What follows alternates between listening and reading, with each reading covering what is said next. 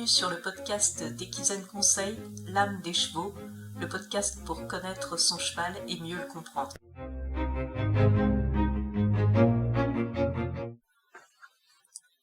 Bonjour, aujourd'hui on va parler de l'importance des contacts sociaux pour le cheval.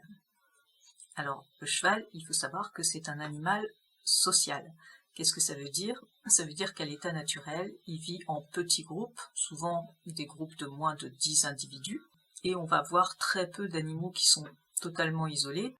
On peut avoir parfois des animaux solitaires, c'est-à-dire qui vont être un peu à l'écart des groupes de chevaux. Ça va être généralement des étalons qui sont âgés et qui n'ont plus de groupe familial, mais ils vont rester quand même à proximité des autres groupes de chevaux. Pourquoi le cheval a besoin de vivre en groupe? Déjà à l'état naturel, le cheval c'est une proie. Et donc le groupe va lui procurer une certaine sécurité. Déjà, quand on est plusieurs, eh bien, on multiplie les chances de détecter un danger de façon précoce, puisqu'on va être plus nombreux à surveiller ce qui se passe autour. Ensuite, ça va permettre au cheval aussi de se reposer dans de bonnes conditions. Le cheval a besoin de temps de sommeil couché, où il va vraiment entrer dans un sommeil profond et il va pouvoir atteindre le sommeil paradoxal. Mais pour ça, il faut qu'il puisse se sentir en sécurité et c'est la présence des autres chevaux autour qui vont assurer la surveillance pendant qu'il dort qui va lui permettre cela. Et ensuite, plus on est nombreux, moins on a de chance d'être celui qui sera victime en cas d'attaque. Donc le groupe a aussi cette fonction-là. Alors quelles sont les implications? Eh bien en termes de communication, le cheval a développé des capacités qui lui permettent d'avoir un certain niveau de communication avec ses congénères. Alors, son langage, ça peut être des vocalises, même si c'est pas le mode de communication qui est privilégié. Par exemple, on a le hennissement. Le hennissement, ça va être plutôt émis en cas de stress, quand le cheval se retrouve séparé de ses congénères. Et c'est un son qui va porter loin, qui peut porter jusqu'à 1 kilomètre. Et qui va lui permettre de retrouver ses congénères pour les rejoindre. Il y a également différents sons qu'il peut émettre qui ne sont pas des vocalises, qui vont être l'ébrouement, le ronflement, le souffle, qui vont traduire en fait l'état émotionnel du cheval. Et puis on a toute une gamme, et c'est ça le mode de communication le plus important pour le cheval, toute une gamme de postures, de comportements, d'expressions faciales qui vont traduire son état émotionnel. Savoir reconnaître ces signaux, d'ailleurs, pour nous, humains, ça permet, en fonction du contexte, de comprendre l'état émotionnel de notre cheval, et ça peut être très utile pour être en sécurité avec son cheval, et pour éviter également de générer des situations de stress importantes pour lui, en détectant précocement les premiers signes de tension.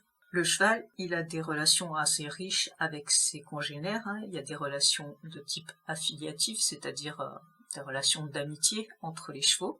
On peut les identifier quand deux chevaux, par exemple, passent beaucoup de temps ensemble, côte à côte, tout simplement.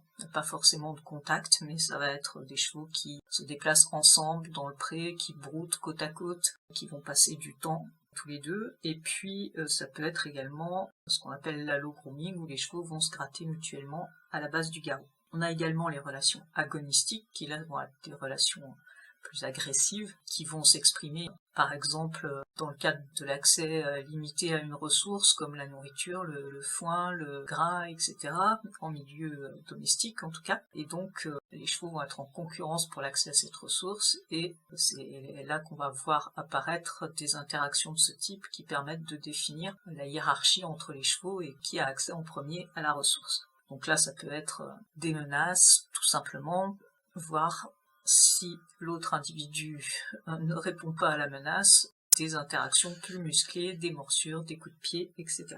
Alors, quelles sont les conséquences de la privation de contacts sociaux pour le cheval?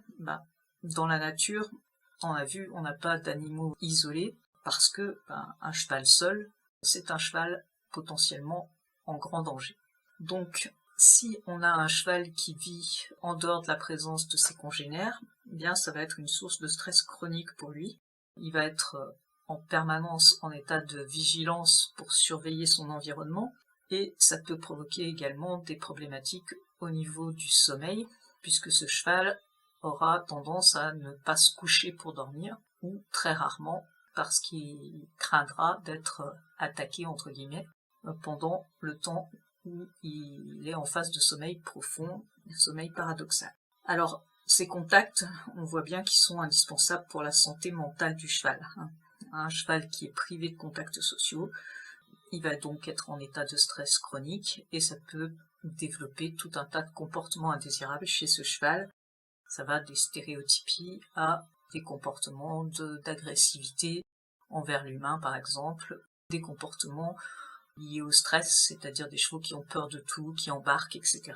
Même si ces contacts sont indispensables pour la santé mentale du cheval et sa santé physique également, puisque la déprivation de sommeil peut avoir des conséquences sur la santé, il faut être vigilant par rapport aux affinités. Si vous mettez ensemble des chevaux qui ne s'entendent absolument pas, eh bien ça sera contre-productif parce que ça va également favoriser un état de stress permanent. Un cheval, il fait des apprentissages de la vie sociale entre 0 et 3 ans. Ça peut aller un peu au-delà, jusqu'à 6 ans. En général, à 6 ans, on considère que le cheval, il a acquis les codes, entre guillemets, pour vivre en communauté avec d'autres chevaux. Cet apprentissage de la vie sociale, il va se faire au contact de chevaux adultes.